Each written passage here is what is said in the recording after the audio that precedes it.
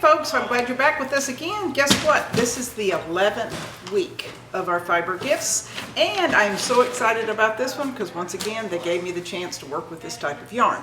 So this week is going to be caterpillar yarn. So these will come in at least several other colors besides these, and so they were normally $28.50 and on sale for $24.25.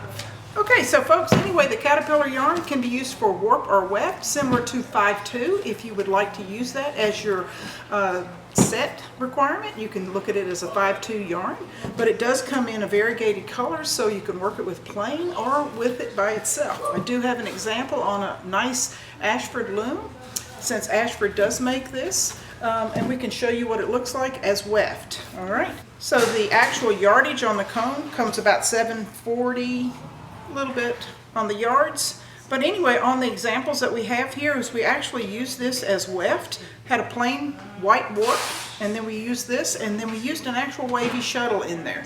On the loom you will actually see where we've used the wavy shuttle, and at the bottom we will have a wavy shuttle link to it, so you can actually see how the actual tool that was made to use this.